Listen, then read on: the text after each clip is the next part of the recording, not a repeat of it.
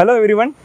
അപ്പോൾ നമ്മൾ ഇന്ന് ഇന്ത്യയിലെ ഏറ്റവും വലിയ അണ്ടർ ഗ്രാജുവേറ്റ് ലെവലിലേക്കുള്ള എൻട്രൻസ് എക്സാം ആയിട്ടുള്ള CUET തുടക്ക ദിവസത്തിലാണ് നിൽക്കുന്നത്. നമ്മളിപ്പോൾ ഉള്ളത് കാലിക്കറ്റിലെ IHRD എന്ന് പറയുന്ന CUETക്ക് വേണ്ടി ഡെസിഗ്നേറ്റഡ് ആയിട്ടുള്ള ഒരു സെൻറ്ററിലാണ്. അപ്പോൾ ഇവിടെ വരുന്ന സ്റ്റുഡൻസിൻ്റെ ഒക്കെ ഫീഡ്ബാക്ക്, എക്സാമിനെ കുറിച്ചുള്ള വിശേഷങ്ങളൊക്കെ നമുക്കറിയാം.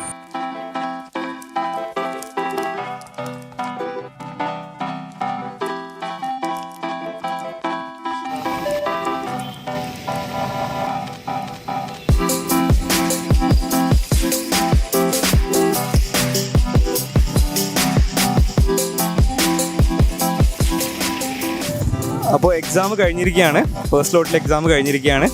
അപ്പോൾ എന്താണ് എക്സാം, എങ്ങനെ ഉണ്ടായിരുന്നു? ഇൻട്രസ്റ്റിംഗ്. ലൈക്ക് ഭയങ്കര ടഫും അല്ലാതെ നമ്മൾ ആദ്യം പ്രതീക്ഷിച്ചു ഭയങ്കര ടഫായിരിക്കും എന്നൊക്കെ. പക്ഷേ ലൈക്ക് നന്നായിട്ടൊന്ന് പ്രിപ്പയർ ചെയ്ത് സുഖമായിട്ട് ക്രാക്ക് ചെയ്യാൻ പറ്റിയൊരു എക്സാം ആയിട്ട് ഫീൽ ചെയ്തു കഴിഞ്ഞപ്പോൾ. അപ്പോൾ എക്സാം എങ്ങനെ ഉണ്ടായിരുന്നു? എക്സാം ഞാൻ 4 സബ്ജക്റ്റാണ്, ഇംഗ്ലീഷ്, ജനറൽ ടെസ്റ്റും ഹിസ്റ്ററിയും ജോഗ്രഫി ആയിട്ടത്. അതിൽ ഇംഗ്ലീഷ് ബേസിക് ആയിട്ടുള്ള കാര്യങ്ങളാണ്, നല്ല സിമ്പിളായിരുന്നു. എക്സാം കുഴപ്പമില്ല, വിചാരിച്ചാൽ അത്ര ടഫൊന്നുമില്ലായിരുന്നു. പക്ഷേ നമുക്ക് പ്രീവിയസ് ക്വസ്റ്റ്യൻസ് ഒന്നും ഇല്ലായിരുന്നല്ലോ. മീൻസ് ഇത് ഫസ്റ്റ് ഇയർ ആയിട്ടാണല്ലോ നടക്കുന്നത്, അതുകൊണ്ട് അതിൻ്റേതായിട്ടുള്ളൊരു ഇതുണ്ടായിരുന്നു. അപ്പോൾ NTയുടെ മോക്ക് ടെസ്റ്റ് ചെയ്ത് നോക്കിയില്ലായിരുന്നോ? മോക്ക് ടെസ്റ്റ് ചെയ്ത് നോക്കിയിട്ടുണ്ടായിരുന്നു, പക്ഷെ അതുപോലൊന്നും അല്ല വന്നത്. ഈവൻ ഇപ്പോൾ നമ്മളെ ചാപ്റ്ററിലുള്ള പോലെ ഒന്നുമല്ല ക്വസ്റ്റ്യൻസ് വന്നത്. മീൻസ് ഇതിൻ്റെ അപ്പുറം പൊളിറ്റിക്സ് ആണെങ്കിൽ പോലും നമുക്ക് ഇതിൻ്റെ അപ്പുറത്തുള്ളതായിരുന്നു. അതായത് ഇപ്പം എന്തൊക്കെയാണ് ഓരോ ഇതിലും നടന്നത്, ഓരോ ഇയറിൽ നടന്ന അങ്ങനത്തെ കാര്യങ്ങൾ. നമ്മൾ ടെക്സ്റ്റ് നല്ല കൂടുതലായിട്ടും വന്നത്. എക്സ്പെക്ട് ചെയ്ത അത്ര ടഫ് ഇല്ലായിരുന്നു, കുഴപ്പമില്ലായിരുന്നു.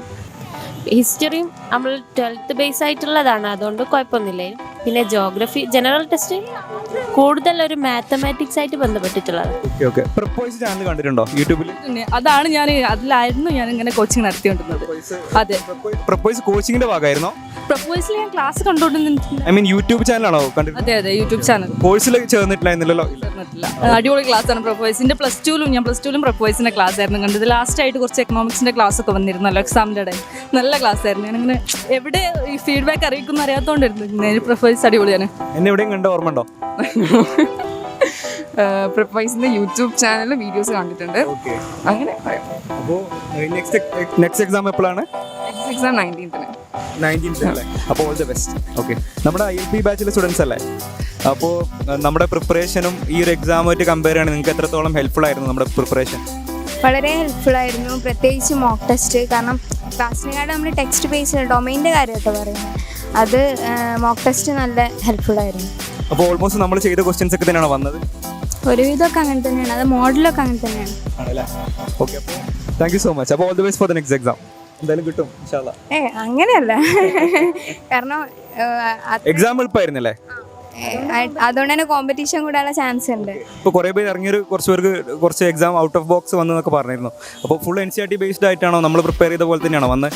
NCERT ബേസ്ഡ് തന്നെയാണ്, full domain full NCERT based ആണ്. അപ്പോൾ അടുത്ത എക്സാമിന് എപ്പോഴാണ്? നാളെ. നാളെ. അപ്പോൾ all the best. Thank you. Okay, അപ്പോൾ ഇനി എക്സാം ബാക്കിയുണ്ടോ? ഇനി വൈകുന്നേരം?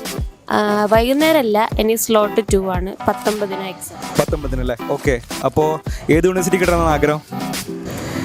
IFLU, English and foreign language. Okay.